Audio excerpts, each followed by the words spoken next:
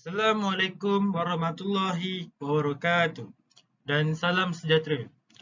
Terlebih dahulu, saya ingin mengucapkan jutaan terima kasih kepada Sir Sheikh Hamzah kerana telah membimbing kami bagi menyiapkan tugas saya ini. Saya, Muhammad Amidin bin Misran, akan membentangkan hasil kerja kami yang bertajuk Sistem Pentadbiran Negara Jepun. Okey, baik. Seperti kita tahu, agar sistem di pendidikan Jepun ni adalah wajib. Maka ia bermula daripada tadika atau pusat jagaan harian seawal umur 3 hingga 5 tahun. Dan terus ke pendidikan sekolah rendah di mana murid mempelajari subjek matematik, bahasa Jepun, sains, sejarah dan sosial seawal umur 6 tahun. Seterusnya, beralih kepada pendidikan menengah yang bermula daripada 3 tahun sekolah menengah pertama iaitu Chugoku dalam bahasa Jepun dan 3 tahun sekolah menengah kedua iaitu Koukou dalam bahasa Jepun. Selepas menghabiskan pendidikan menengah, mereka akan meneruskan dengan pendidikan tinggi yang terdiri daripada universiti dan sekolah tinggi di mana para pelajar akan mempelajari bidang tertentu secara mendalam. Akhir sekali, pendidikan ini adalah berlanjutan. Pendidikan ini juga terdiri daripada program sarjana muda, master dan doktor di mana pelajar memperoleh pendidikan dan pengetahuan lanjutan dalam bidang tertentu. Baik, dalam universiti di Jepun, terdapat beberapa universiti di Jepun yang sangat kompetitif dan menekankan pada prestasi akademik dan keterampilan sosial. Antara contoh institusi pengajar tinggi di Jepun adalah seperti Tokyo University, Osaka University dan Kyoto University. Okey, baik. Seterusnya kita akan pergi ke sistem pentadbiran pendidikan di Jepun. Okey, seperti kita tahu, sistem pentadbiran pendidikan di negara Jepun terbagi pada 3 peringkat atau 3 bahagian iaitu yang pertama ialah peringkat pusat, pentadbiran provinsi dan juga pentadbiran sekolah. Dalam sistem pentadbiran peringkat pusat, ianya dilakukan oleh Kementerian Pendidikan, Kebudayaan, Sukan, Sains dan Teknologi ataupun dah singkatan dipanggil sebagai METS. Okey, METS ni bertujuan untuk merancang dan mengawal sistem pendidikan nasional serta mengeluarkan peraturan berkaitan dengan pendidikan. Kedua ialah pentadbiran provinsi. Baik, dalam pentadbiran ini, mereka bertanggungjawab untuk mengawal dan mengawasi sekolah-sekolah di provinsi tersebut. Seterusnya, sekolah. Setiap sekolah di Jepun memiliki pentadbiran sekolah yang bertanggungjawab untuk mengubah suai dan mengawal kegiatan sekolah serta menyediakan kemudahan dan sumber daya yang diperlukan untuk menyediakan pendidikan yang berkualiti bagi semua pelajar. Dan seterusnya kita akan pergi kepada jenis-jenis kurikulum di pendidikan Jepun. Okey, seperti yang kita tahu, di Jepun terdapat 2 jenis kurikulum utama yang diterapkan di sekolah-sekolah iaitu yang pertama ialah kurikulum nasional dan juga kurikulum tempatan. Okey, kurikulum nasional adalah kurikulum yang diterapkan pada sekolah rendah, sekolah menengah dan menengah atas. Dan pendidikan ini juga merangkumi pembelajaran seperti matematik, bahasa Jepun, sejarah, sosiologi, ilmu pengetahuan, seni dan budaya serta olahraga dan rekreasi. Okey, contoh yang pertama ialah matematik. Dalam matematik juga pelajar akan mempelajari tentang algebra, geometri, trigonometri, konsep matematik dan juga menggunakannya supaya dapat mengaplikasikannya dalam kehidupan seharian. Okey, yang kedua adalah bahasa Jepun. Di dalam bahasa Jepun ni juga pelajar akan mempelajari tentang cara-cara untuk membaca, menulis, berbicara bahasa Jepun dan juga sejarah tentang bahasa Jepun. Dan yang ketiga ialah sejarah. Para pelajar juga akan mempelajari tentang sejarah dunia Jepun dan mereka akan memfokuskan pada perkembangan politik, sosial dan budaya. Dan keempat ialah sosiologi. Di dalam sosiologi, para pelajar juga akan belajar tentang masyarakat dan interaksi sosial, pemerintahan dan juga hak asasi manusia. Dan yang kelima ialah ilmu pengetahuan.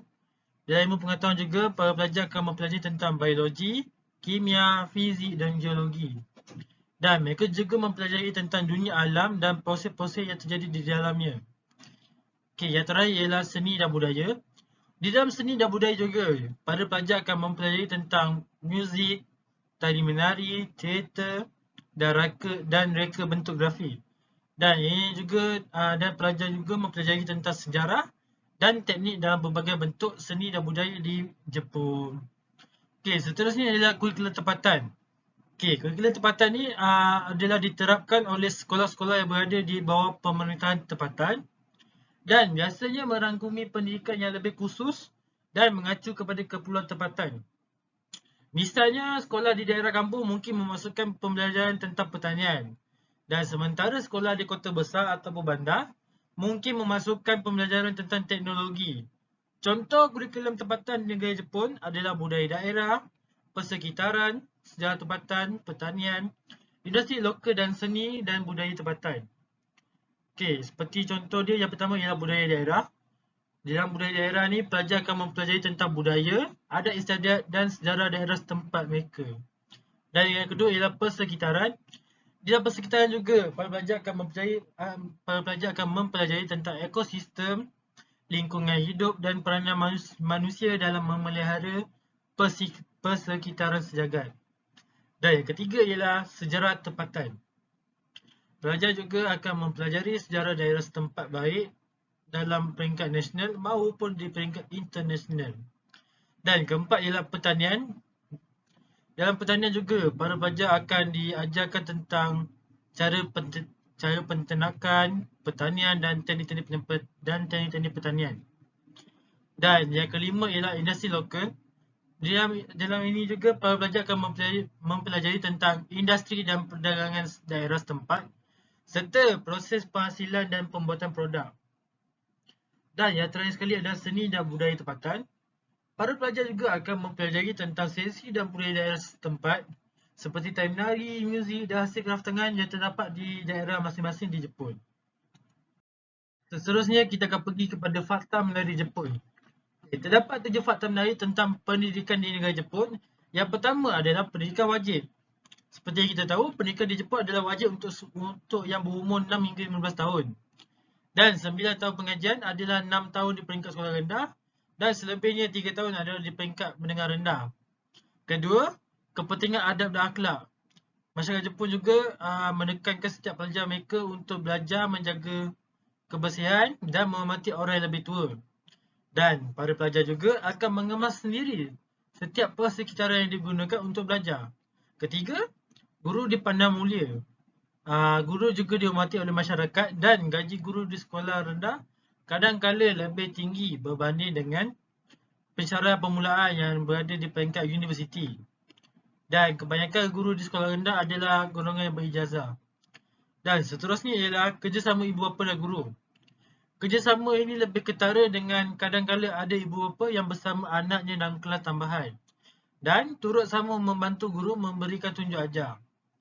Selain itu, waktu rehat dan belajar. Untuk waktu rehat dan belajar di Jepun, masanya agak panjang antara setiap subjek, iaitu sebanyak 10 ke 20 minit waktu rehat selepas 45 minit pengajaran. Dan mungkin inilah cara mereka memberikan rehat cukup kepada pelajar sebelum memulakan sesi pembelajaran. Dan bukan itu saja, pelbagai kelas juga merupakan fakta menarik di negara Jepun. Di sekolah rendah, pelajar tidak dibahagikan kelas mengikut pencapaian. Ketua kelas juga ada sentiasa bertukar dan hal ini telah membuatkan pelajar ataupun setiap pelajar akan berpeluang menjadi ketua kelas sepanjang setahun mereka belajar. Dan perkara ini juga lebih memberikan motivasi kepada mereka atau golongan pelajar dan dapat mengelakkan layanan berbeza untuk setiap pelajar di Jepun. Dan fakta yang terakhir adalah peperiksaan akhir. Di Jepun, peperiksaan akhir hanya satu saja, iaitu peperiksaan akhir sekolah menengah. Seperti sijil pelajar Malaysia di Malaysia. Hal ini kerana target pelajar mereka telah dipupuk sebelum mereka memasuki dewan peperiksaan lagi. Seterusnya kita akan memasuki kepada rumusan. Okey, baik. Rumusannya, sistem pendidikan di setiap negara pasti ada kelebihan dan kekurangannya. Antara kelebihan sistem pendidikan di Jepun adalah mempunyai kurikulum yang baik seperti memberikan pemahaman yang baik dan menekankan kepada ilmu pengetahuan, teknologi dan matematik. Untuk kekurangan pula, sistem pendidikan di Jepun terlalu fokus pada akademik dan kurang memperhatikan aspek sosial dan emosi para siswa ataupun para pelajar.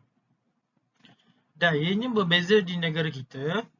Seperti kita tahu di Malaysia, ataupun terlebih yang terdapat di negara Malaysia adalah kurikulum di Malaysia merangkumi pelbagai mata pelajaran termasuklah pendidikan agama dan budaya yang telah membantu para pelajar ataupun para siswa dalam memahami dan menghormati budaya berbeza di Malaysia. Hal ini kerana Malaysia merupakan masyarakat yang berbilang kaum seperti kaum Cina, India, Melayu dan sebagainya. Okey, bagi kelemahan pula, kelemahan sistem pendidikan di Malaysia seringkali mengalami kekurangan sumber daya ataupun kekurangan sumber tenaga pelajar seperti guru yang terbaik dan yang mahir untuk membantu guru-guru dalam meningkatkan motivasi para pelajar ke peringkat yang lebih tinggi dan ke atas.